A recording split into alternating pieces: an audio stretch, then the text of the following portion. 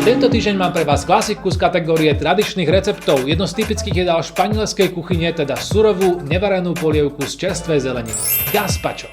K tejto polievke mám naozaj špeciálny vzťah. Málokedy mám chuť si ju niekde vonku objednať v reštaurácii, pretože konzumujem ju len keď si ju dokážem sám doma pripraviť, alebo aspoň vidím niekoho, ako ju pripravuje pred mojimi očami. Lebo len vtedy vidím všetku zeleninu a viem, že gazpacho bude absolútne čerstvé. Lebo v tom chápem pointu tohto zeleninového smoothiečka.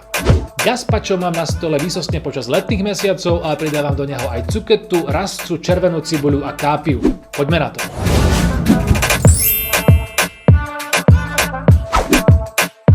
Väčšiu a prezretú paradajku pokrájame na menšie kúsky a vložíme do mixéra. Pridáme aj odstopkované cherry paradajky, pokrájaný strúčik cesnaku, 2 lyžice olivového oleja, lyžicu octu, čajovú lyžičku soli, lyžičku čierneho korenia a lyžičku mletej rastce. Všetko spolu rozmixujeme.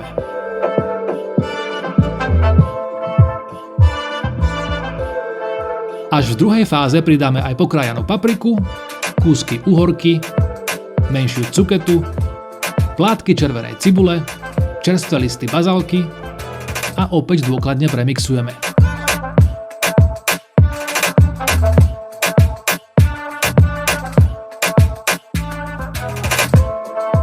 Krajec chleba použijeme až na záver, stačí ho natrhať na menšie kúsky, ponoriť do mixéra a celej polievke dopriať záverečné krátke premixovanie až po pol hodine v chlade, tesne pred servírovaním.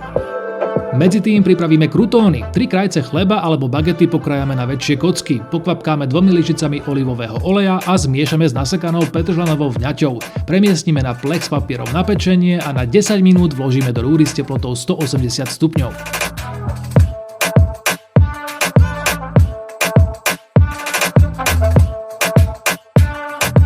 Vychladenú polievku s nasiaknutým chlebom krátko premixujeme a ihneď podávame. Do každej porcie vložíme nadrobno posekané uhorky či papriky, cherry paradajky, opečené krutóny a dochutíme soľou, mletým korením, čili, olivovým olejom a pažitkou alebo inými bylinkami.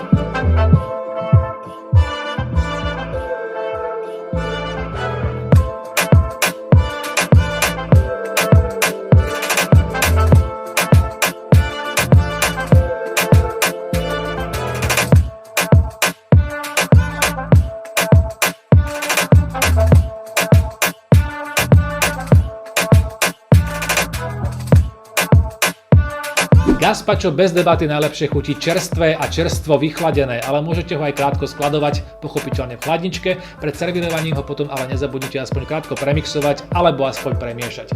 No a dochutiť ho môžete aj balzamikovým octom, hľuzovkovým olejom, troškou parmezánu či bazalkovým alebo petržlenovým pestom.